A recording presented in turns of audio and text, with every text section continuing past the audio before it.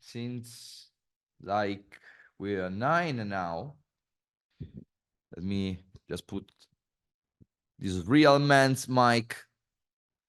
Real man's user 57. No any fancy mic. Just plain old 57.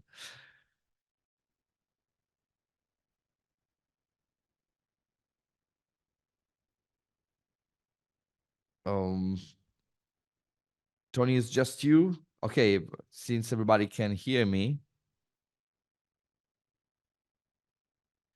So I hope you're doing well. Just wait the usual 5 minutes. So we can wait for everybody to join.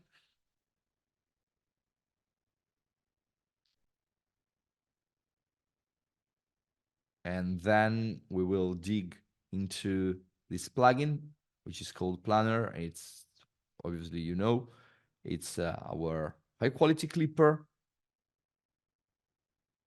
And I'll let you see what I mean with high quality, just showing you some techy stuff before. Today, we also published the YouTube overview, the YouTube video, overview of the plugin. So if you haven't had a look to that, don't worry, because I'll cover almost the same topic using different tools because we are in the dough, so no worries. So we're gonna talk about the same thing as the video, giving you some example using the same session as a starting point, because I think nothing shows better than a kick drum, an electronic kick drum, what to do with a clipper as a sound shaping tool. But of course, you can do it on many other sources, but since a clipper is a full band saturating tool, it works better on a kick drum because it got a lot of frequencies. If you use it on some other material to get distortion, you only get a distorted, not really nice signal. So okay, Tony asks, what's the difference between a clipper and a saturation plugin? Okay, they're actually doing the same thing, adding harmonics. A clipper is a plugin that does not allow the signal to go above a certain level instantaneously. So it's like something that shades off the crest of the signal once it reaches a predefined ceiling, and it does it drastically, abruptly if it's a hard clipper, and if it's a soft clipper, it does it with a soft knee. When you're talking about saturation, you're talking about all the harmonics that's being added, and you have quite different ways of adding harmonics. A clipper does it by its own nature, but you can also add them like our harmonics plugin, which does not clip the signal, but instead generates artificial harmonics and increases the harmonic content without shaving off the peaks. So you are only adding harmonics and making the signal louder and fatter, let's say, without changing the dynamics of the signal.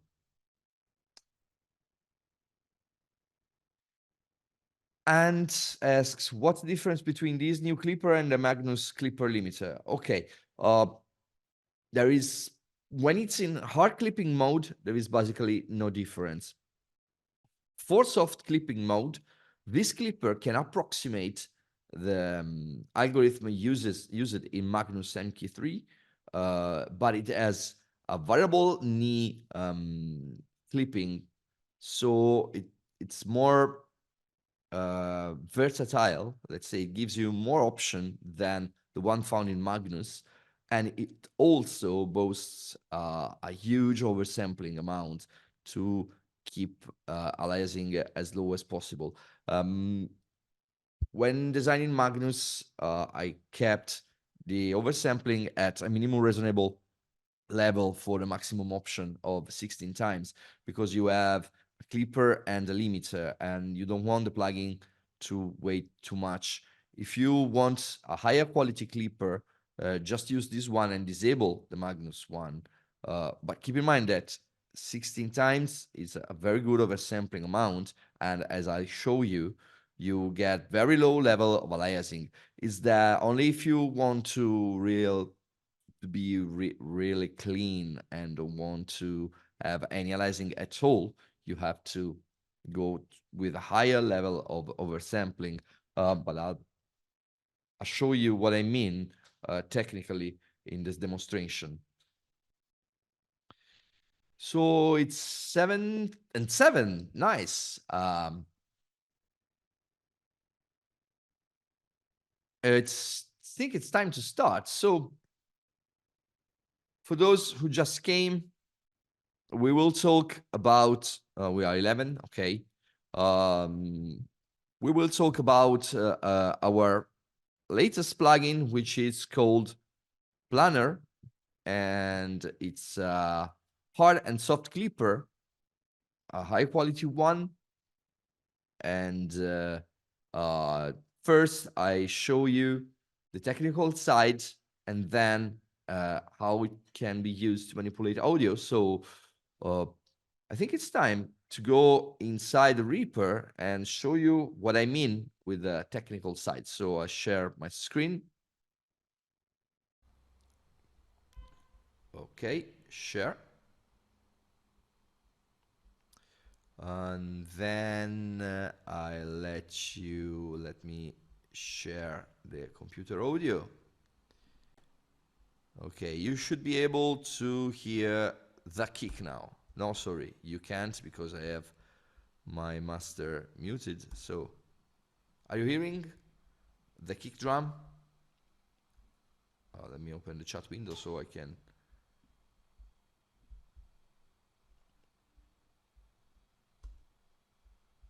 Can you hear that? Okay, let me check the audio device here in Reaper. No, I'm with the speakers. Of course you can't. Where is Zoom audio? Apply. Okay, you should be hearing now. Perfect. Let me put my headphones so I can hear that too. Oh, great. So, I'll approach the kick later. I now want to let you see what the plugin actually does. So, lower the master because I'm gonna blast a sine wave inside the plugin. So this is Planer. It's I have quotes. I have resized it to make it fit. It's much bigger than this.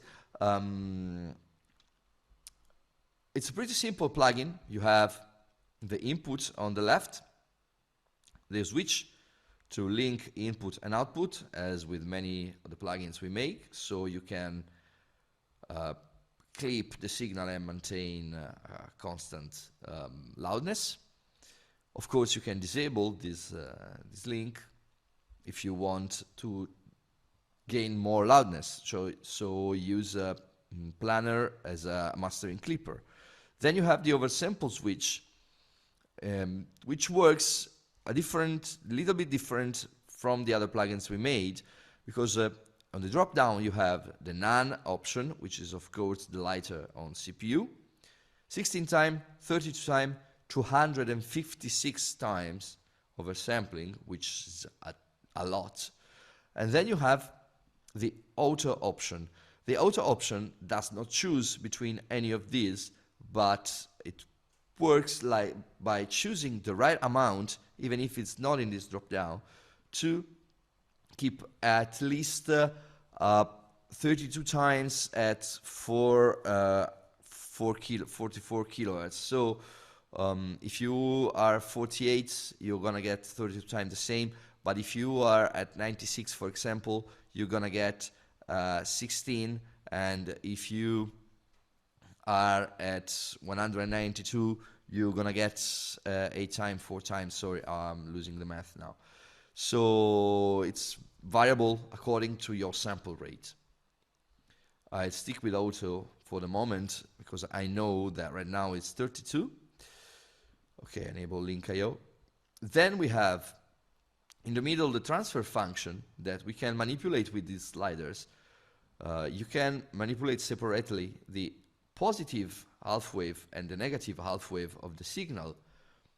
And right now they are linked, so if I change this slider here, both changes, but if I unlink them, I can only tweak the positive side or the negative side.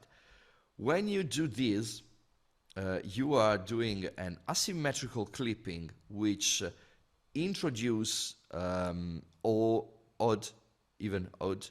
sorry, I don't remember the right word right now, but the second, fourth, sixth, and so on harmonics. So you get a warmer sound that you would get with symmetrical clipping. Thank you, Tony, even. And I'll show you in the spectrum analyzer. And the amount of asymmetrically, let's say, defines the amount of the even order harmonics you get. So this gives you a nice ability to shape the sound in a different way. And then you have the knee, and with the knee you can choose how drastic is your clip. This is a hard clipper, so everything is linear until we get here, which is drastically cut, and the output is fixed to this level here. But if we change the knee, we get a smoother transition that give us a different amount of harmonics, usually greater number of harmonics, and it's a more analog sounding kind of clipper. For example, if you put 6 dBs here, you get the transfer function of a transistor. So if you want to simulate the transfer function of analog gear, you just have to do something like this, negative 3 dBs of ceiling, 6 dB of knee, and you get the transfer function of a transistor. No, we don't have preset right now, but they will come with the next update. We're gonna fix a couple of things and also add presets. So just wait for that, and they will come for sure. Then moving to the right, we have a gain reduction meter that shows the amount of dBs that are being removed from your signal. So if you clip the signal more, this meter goes down, and of course if you clip it less, this meter goes up and does not move. And then you have the output meter, of course, for left and right, the output slider that can be linked as I told you before. Then we have the useful delta switch that will let you listen only to the difference between the input and the output signal, so you hear the signal that is being removed from your original sound. And then you have the bypass switch which bypasses completely the processing of the plugin, and you can A/B easily with this. So after this brief explanation, just let me show you what happens when I look at the spectrum analyzer. This is the Reaper stock spectrum analyzer, so everybody knows that and can be aligned with what we do. I am right now sending a 5 kHz signal into Planer, and of course this is just to show you aliasing. We don't have any Alizing Distortion right now because as you can see we only have our signal spike. This is a sine wave, but if I, for example, turn the oversampling to none and I start to decrease the ceiling so we get more clipping, you will see that we start getting distortion. We shouldn't have anything below this line because we are not generating any signal below this line.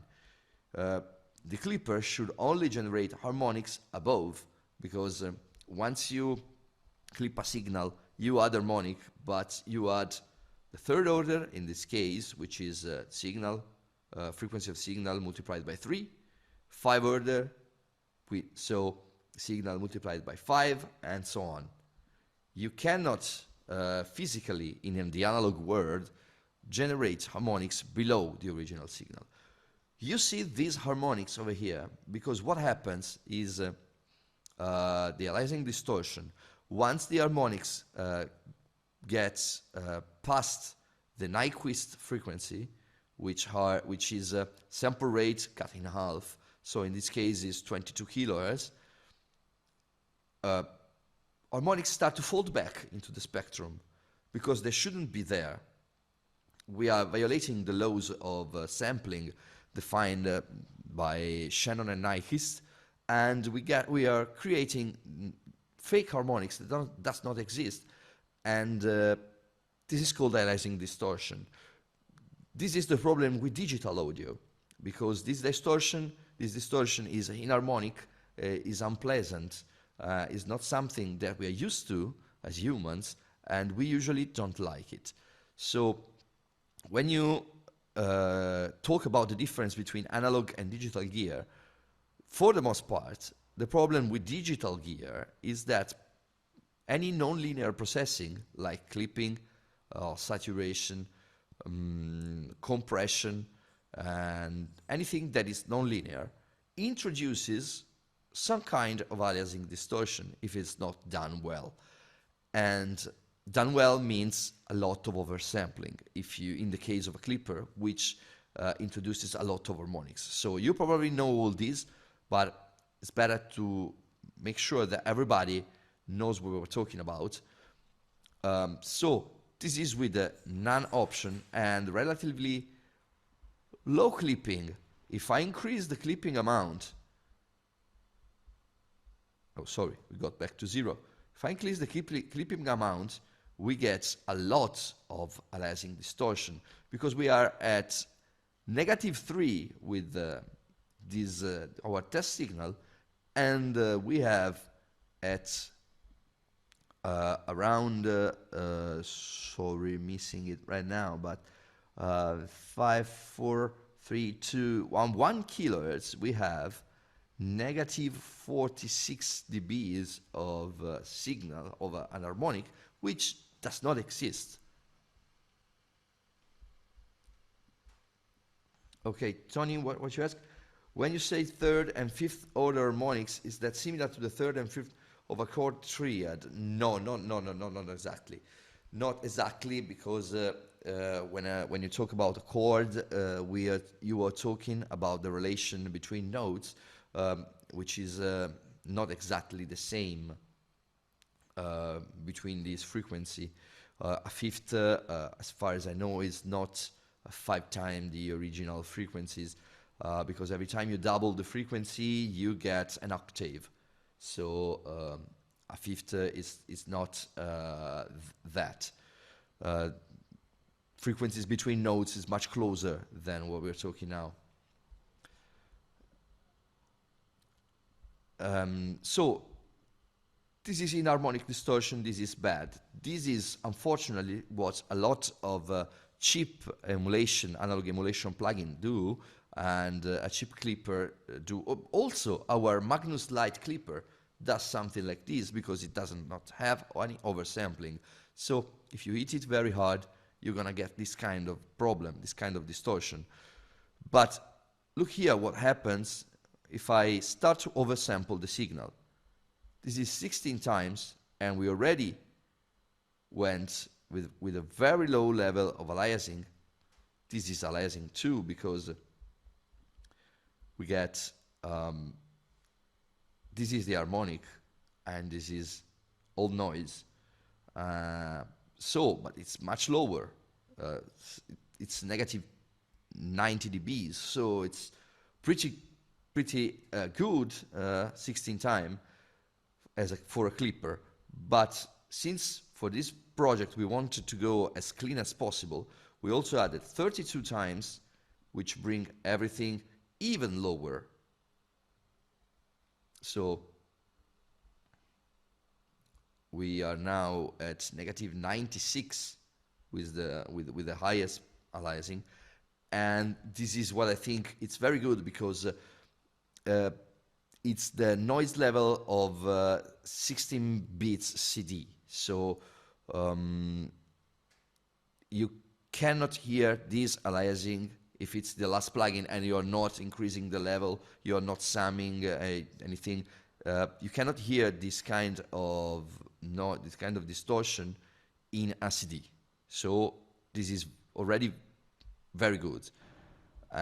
But we can also do better with 256 time, and as you can see, everything is almost gone now.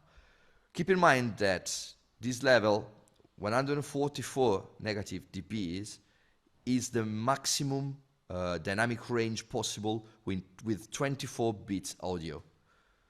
So we are almost at the noise floor of the maximum audio quality we're having right now inside Audio. So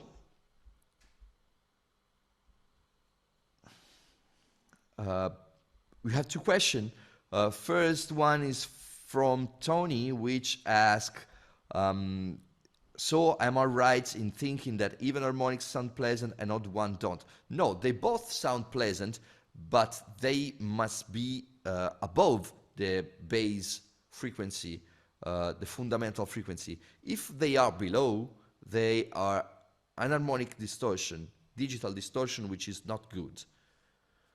There are two kinds of different. Transistor and all modern gear produce mainly odd harmonics. Even harmonics are produced by tubes and Class A amplifiers, something that comes from the 70s, okay, like Neve stuff produce both kind of harmonics. Tube stuff produce a lot more of harmonics, but both odd and even harmonics. If you take an SSL, for example, SSL console, it produces mainly odd harmonics with just a slight amount of even harmonics. So then we have another question, and will that kill my CPU? Okay, I'll show you. I'll show you because here I have an i7 Intel processor on this machine, and this is the amount of CPU we are using right now. So it's pretty heavy on the CPU, but if you're doing mastering and you only have 3, 4, 5 plugins on a single stereo track, I think you can afford that to have the maximum possible quality. If you want to use it on a session, well, I think you should freeze or you have a very powerful computer. So for a comparison, this is with no oversampling. This is the weight of the plugin on the CPU.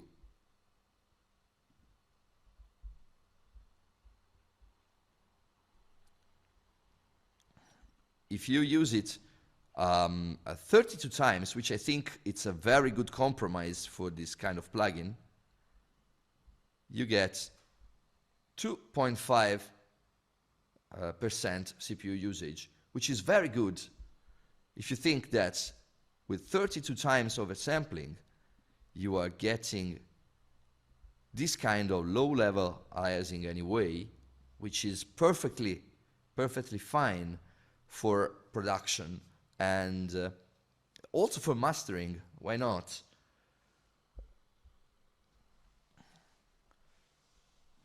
Okay, Tony, the plugin is made for mastering. Yes, that's what I meant it in the first place for. But we can also use it on sound design. Then, of course, you freeze and you don't have to care about load because you already designed your sound. So John asks, is auto-secting 32 times? John, it depends on the sample rate of your project. If it's 44 kilohertz, yes, it's 44 or 48. Yes, it's 32 times. But if it's higher, it goes lower.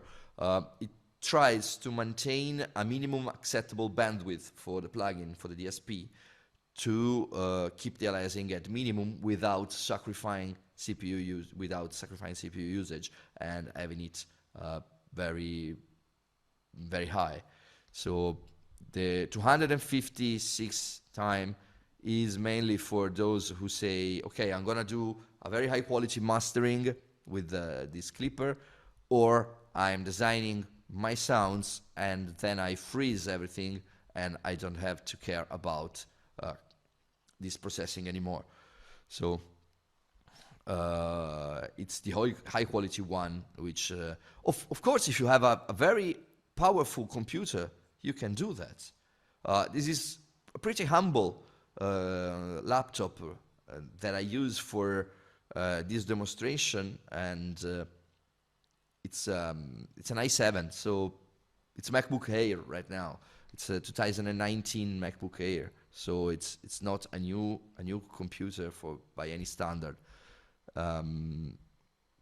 So I think with an M3, for example, or high-end PC CPU, you can do much better than this. I haven't tested on the M1, but I have one right now. Just let me tell you. I don't have the numbers right now for the M1. Just let me tell you. I can do a very quick test right now and let you know the usage on my M1, which I have right here at my desk. Oh, the keyboard is over there. So the VST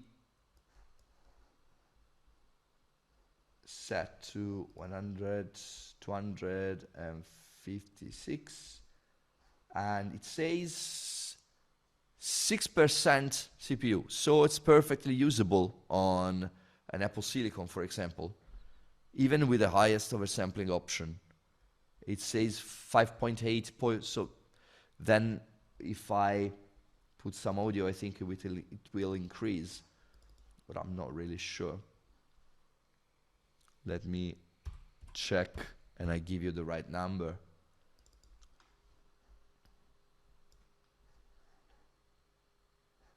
Or what am I getting? Let me see.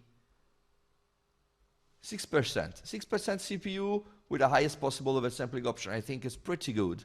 And you can also use it in production.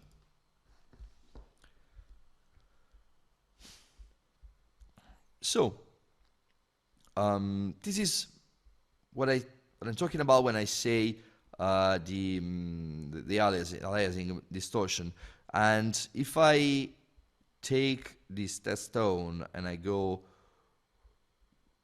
sorry, wrong slider, -3, I go lower in frequency, I can show you the harmonic being generated. Let's stick with 100 Hertz, which is easier to look at.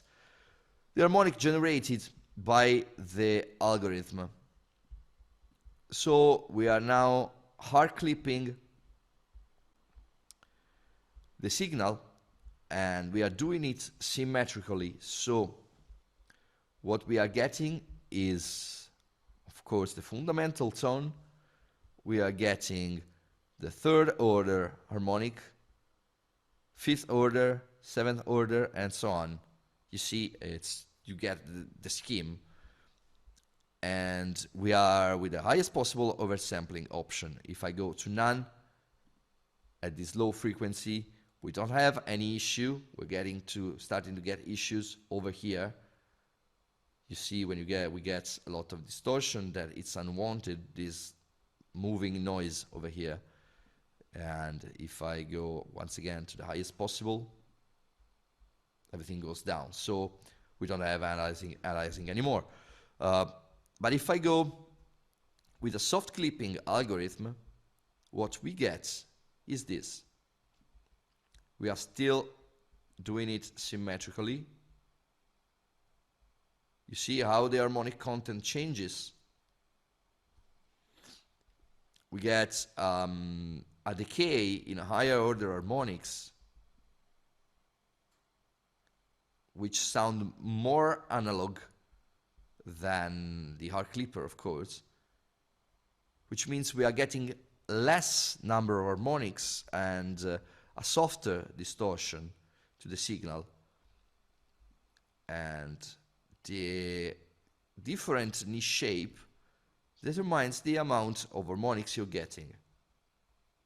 So the harder the knee, the higher the level, but also the level of a single harmonics, it's not constant. And once you go back to hard clip, this is what you get. So I don't know if you ever looked at saturator clippers in this way, but I think it's very educational to know the kind of harmonics you are getting, you are adding to your sound, to your audio. If we do something like this, we are actually, sorry, I'm having problem with the trackpad. We are actually increasing the high frequency content of our tracks. But if we do this, we don't have that high frequency content, but we have more body, okay?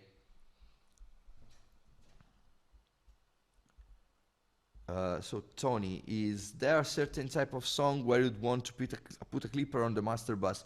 Would you do any song? While you do mastering, you put a clipper on any song because and it's the first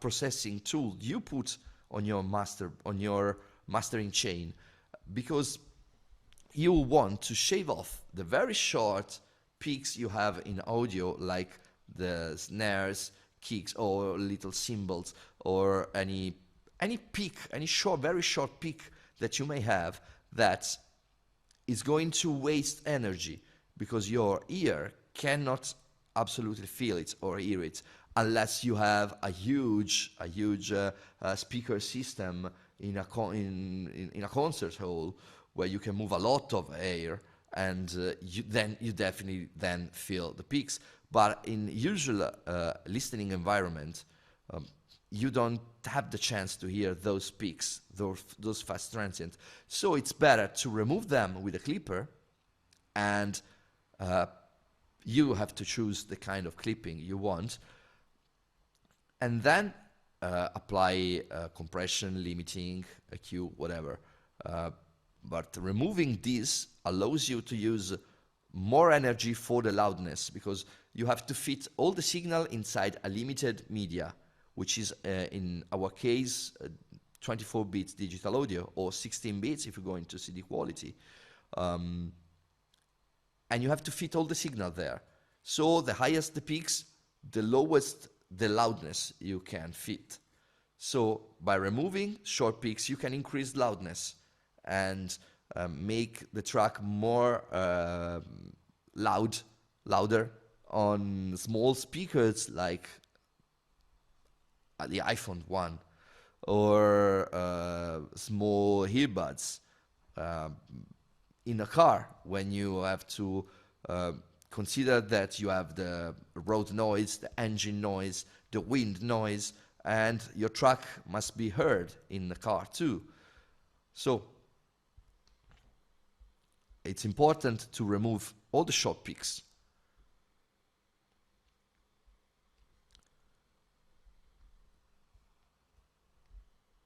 Okay, so perfect. You got the same answer I did from Ants, but much shorter, much to the point. So I have to learn to use a few words. But anyway, I usually, for mastering, use a soft clipper like this, and then in this case, for example, I start to increase the gain. until I get the loudness I want without getting too much distortion. Usually it lands on the negative 3 dB of reduction here. But with the delta function, you can listen to the sound you're removing. So, but this is for later. I'm gonna let you hear how we do this. Let me link again. Okay, so once we had a look to the spectrum, if we do asymmetrical clipping, we now get this one, this thing.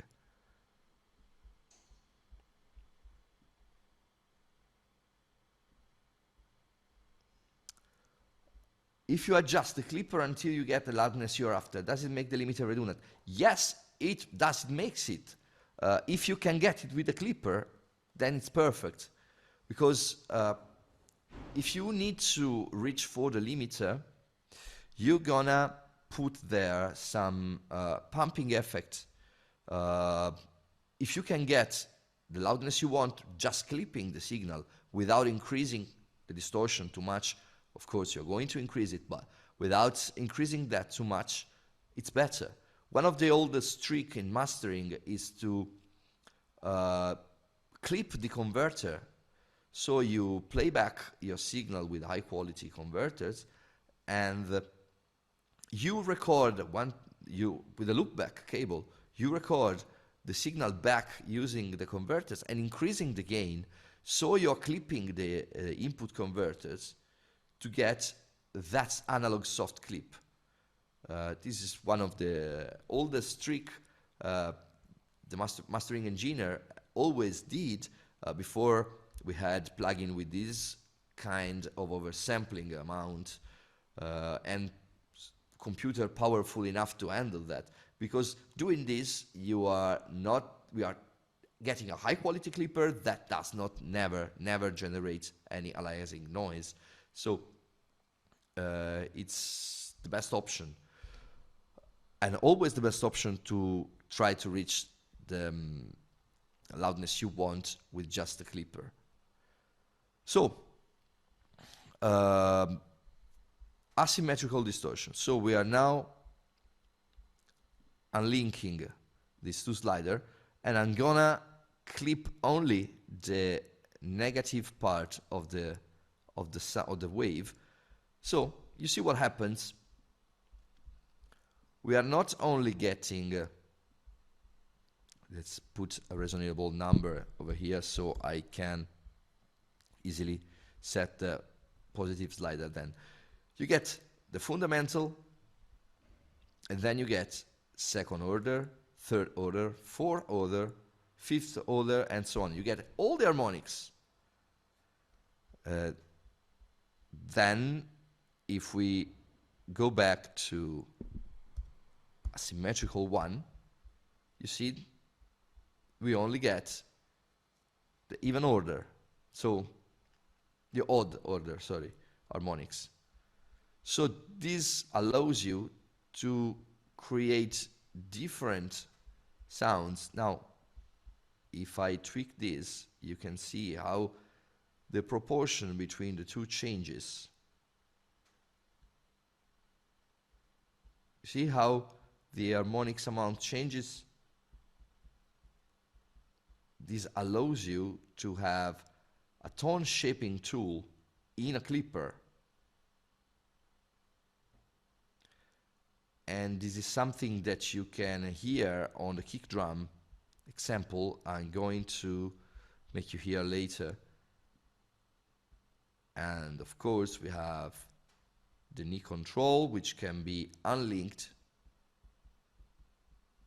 If, for example, I want to simulate what a tube does, this is the usual transfer function of a tube. We have a softer knee on the top, and then we have a ceiling right here, something like this, with a very soft knee. This is the usual transfer function of a tube. I know them very well for my work on Guitar Kit, And as you can see, we have quite a bunch of harmonics. This is what's usually audiophile called worm tube sound. It's simply this huge amount of harmonics. So now the other interesting thing is to see what happens to the oscilloscope view. I go to 20 Hertz so we can clearly see on the oscilloscope what's happening. So this is our signal when it's any clipping is applied. And you see it's a perfect sine wave. Then if we start to shave off the ceiling, you cut drastically the peaks. This kind of sharp knee here is what causes the huge amount of harmonics you get from hard clipping. Because in audio, any sharp transition generates an infinite number of harmonics. That's the reason why you have to use high quality oversampling. Because theoretically, the harmonics are infinite. As you can see, you cannot see anything from the wave here. But you can see that from the spectrum. So if I create a softer knee, you see how the shapes is gentler and smoother.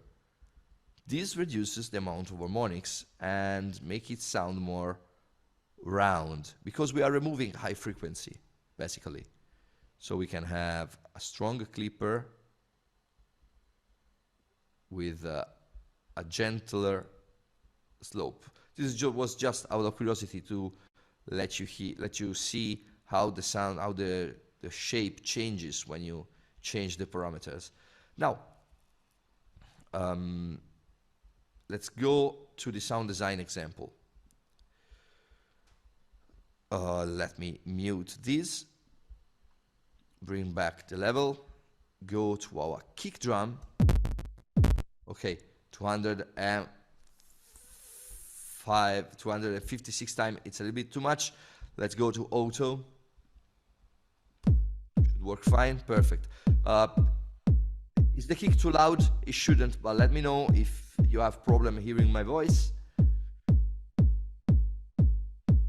Okay, so we are now applying no distortion at all.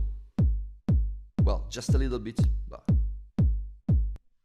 if you hear the delta mode is completely silent. So if I now decrease the ceiling, I am of course increasing the distortion. Here we are. So this is what you probably know as electronic kick drum completely distorted. And you see we are shaving off just a few dBs and we're getting this kind of sound because we are adding a lot of high frequency thanks to our distortion. This is how the distortion sounds. Here, what we're doing now is only listening between the difference between the original signal and the distorted one. And you can see it's just transient and high frequency, because that's what we are adding with the clipper. If we now go to this huge amount of distortion, you're starting to hear aliasing too, because with this moving sound is I don't know how to say these sounds. It's the aliasing in action, which you may like. So if you want it, you can also increase it. You may like this sound, and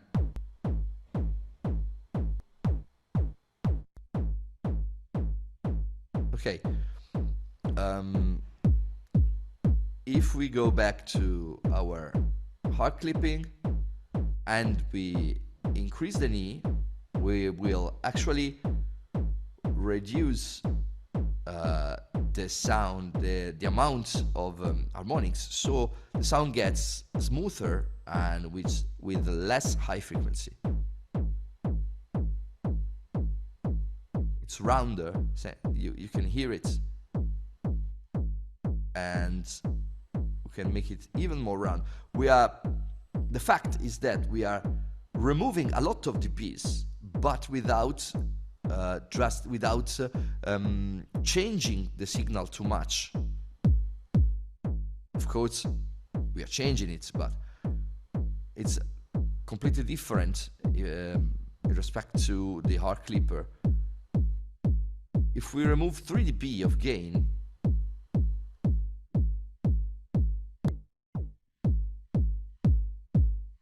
it's different, but not that much. It's acceptable, and we are gaining if we do it with the input slider. We will gain 3 dB of gain. We gain 3 dB if we were in a mastering situation, but I'll let you hear that in the mastering situation. So with these 2 sliders, you have a sound shaping tool that you can use to create your sound. And if I unlink that, I can have a more raw distortion, because I can add more of the even order harmonics. Seems like I'm unable to leave the click on the trackpad tonight.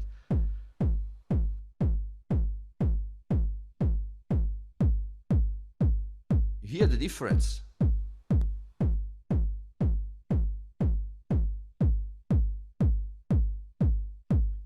So if I now disable the delta mode,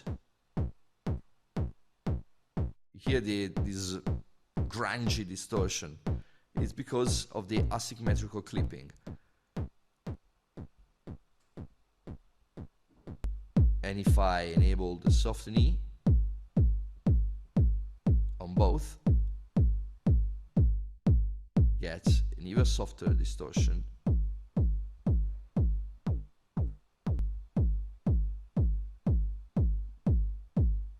This is cleaner.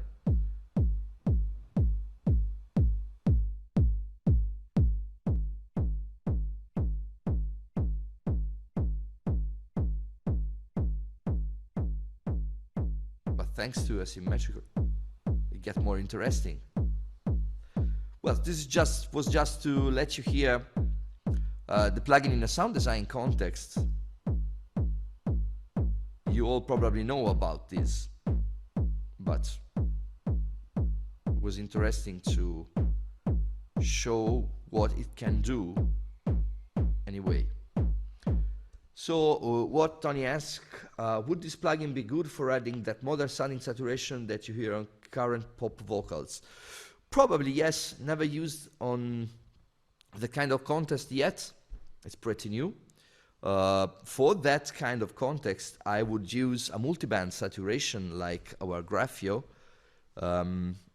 which allows you to only saturate the high mid, which is what give that a little bit great aggressive sound. If you saturate the lowest mid, you're gonna get mud on vocals, so it's probably not what you want. But you can do the same thing with a plugin like this and a pre-emphasis EQ paired with the emphasis EQ. So if you give a lot of high frequency before with an EQ before entering the clipper, then you clip the signal and do the opposite equalization, you're gonna get more saturation from the high frequency, of course, and less, and then you can bring the balance back with the emphasis equalizer. I was talking about the multiband distortion unit we have. It's called Graphio. I'll type it in the chat so you can find it on our website. This is the name. of the plugin, and it's one of the oldest we did, but it has oversampling. So try it out. Try it out. We will probably do an update sooner or later to that plugin. Then, as a last demonstration, I will use Planner as a mastering tool. So I have this track here, which is an unmastered mix of mine. It's always the same song. I'm using this. This is one of my mix. No, this is not my mix. It's from another engineer, but it's unmastered. Ant asked if this will this plugin have a LUFS metering. I'm not planning on adding that because I want to just stick to the simple clipping algorithm and keep the price of the plugin as low as possible. Then you can use your favorite LUFS meter, Magnus 1, our ELAM 128, or whatever you prefer.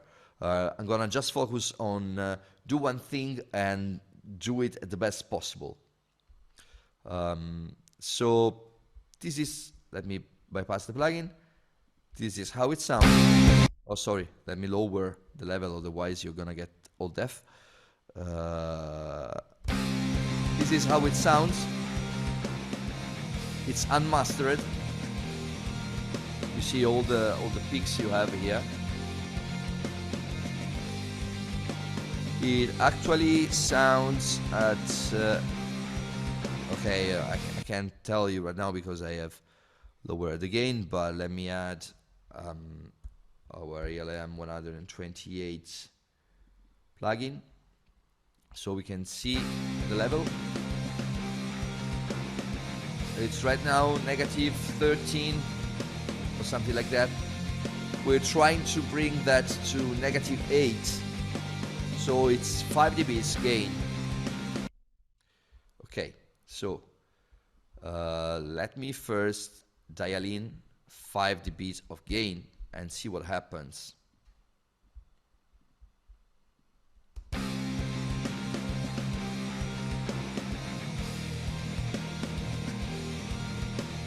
Okay, so okay, I have Link IO enabled, sorry.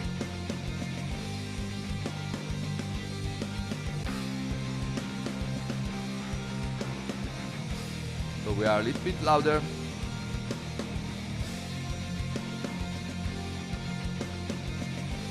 And seems like, oh, we are in bypass, sorry. We are in bypass. Okay, definitely louder. We are already at negative 8 almost.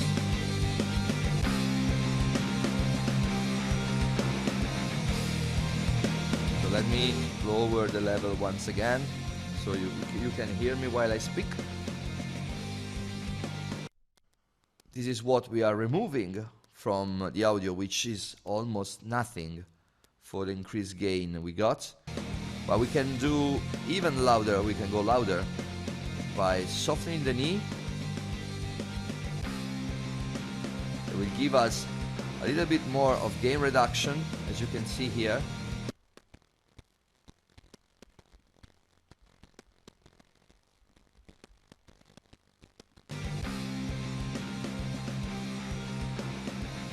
And we got louder by simply using a softener knee. If I want to go even louder, I can do that. I think without sacrificing. We are not doing any oversampling now. Okay, let me go up to a point where distortion is pretty audible. We are already here, I think. On the kick is pretty audible now. Oh, sorry. Okay, so now let me reduce the knee and go to a harder one.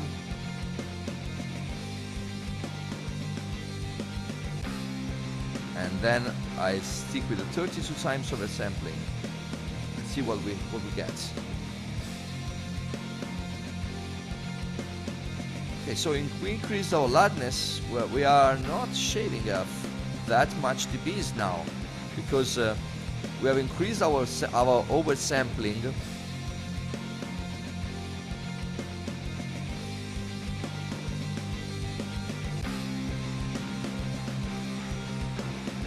Okay, so now we are at it.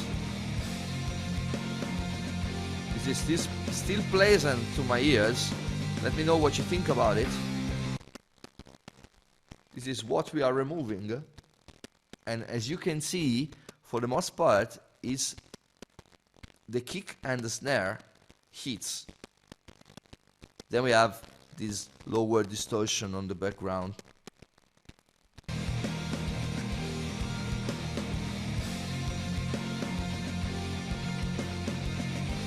We can go cleaner if we go with a sharper knee,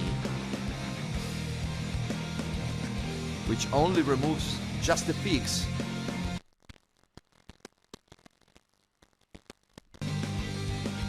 And we are -6 LUFS, so it's pretty good.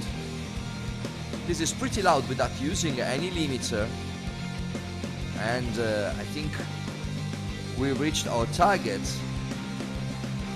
Now we want -0.1 dB, so we never clip converters, and if I put this back to 0, you can get ready.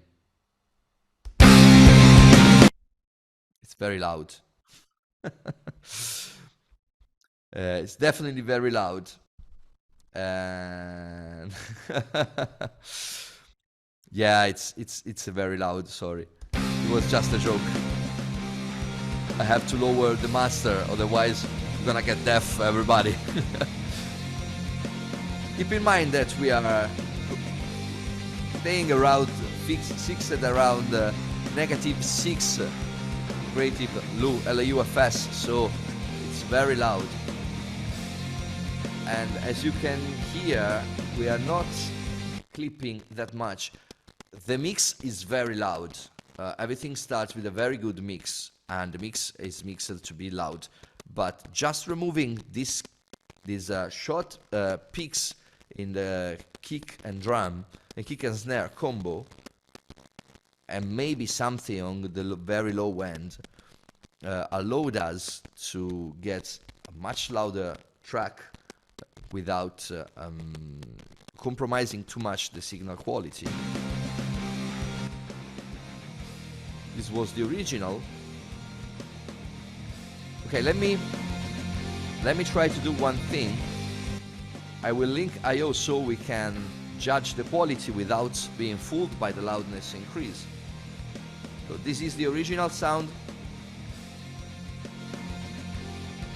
You can just listen for the transient of the snare and the kick, which is very present and precise. And then we are removing that. You hear kick and snare has been a little bit smeared. You can hear more of the body of the instrument, less the transient. But we got a huge amount of loudness increase.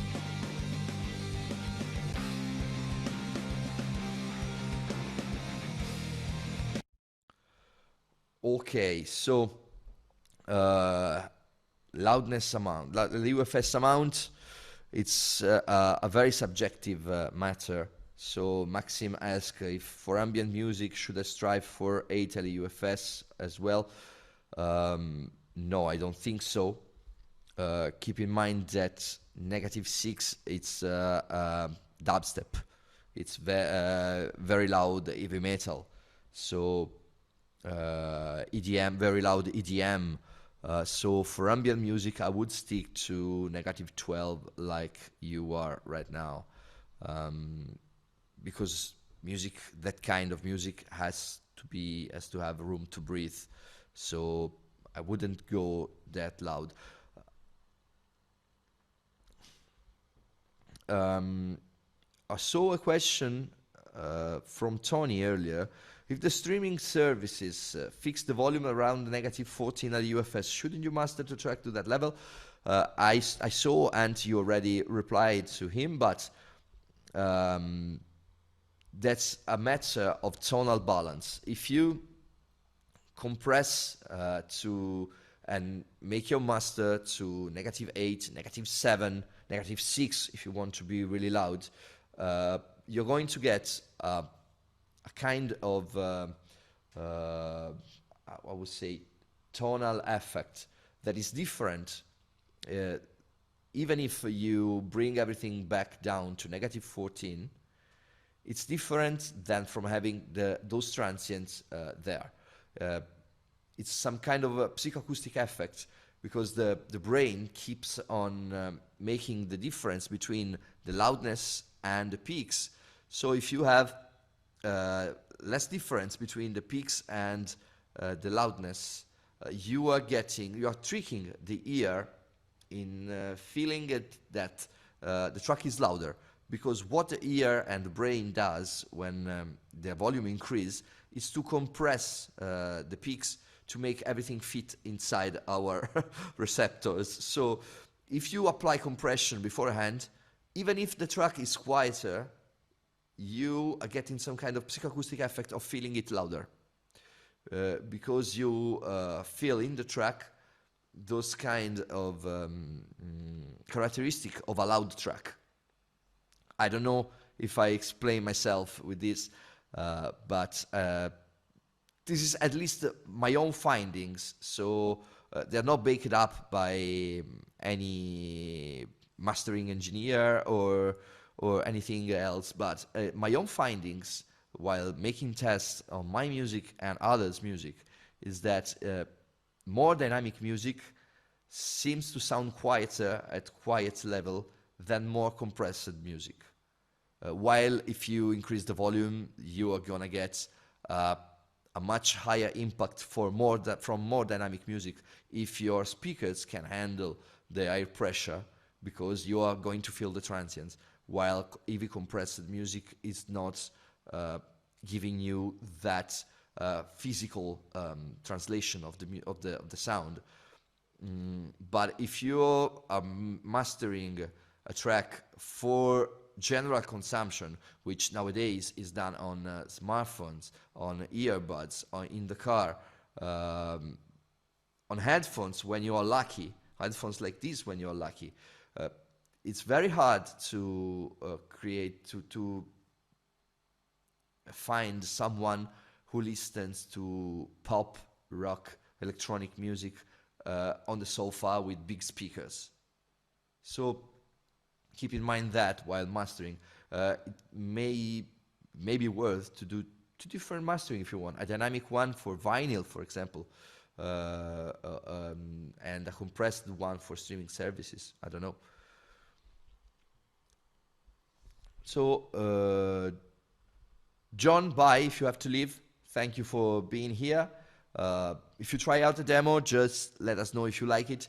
You're gonna get, as everyone, a 10% discount code which is being sent out tomorrow automatically by Zoom. So you're gonna get an email from Zoom with a discount code from us to get Planner 10% off for everybody who joined this webinar.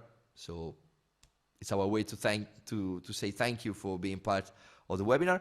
Of course, this is recorded, and I'm gonna publish this on YouTube on the next days.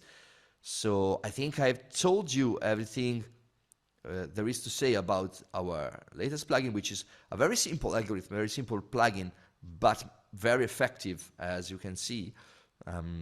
With 32 times oversampling, you get very low CPU usage, but a very high quality clipping, as you've heard from this demonstration, from this mastering demonstration, for example. So I'm really happy that you wanted to be with us tonight, I don't know. This is, here in Italy is 8 p.m. So I'm gonna have a dinner now. So thank you very much to everyone. Have a nice rest of the day and catch you at the next webinar. If you have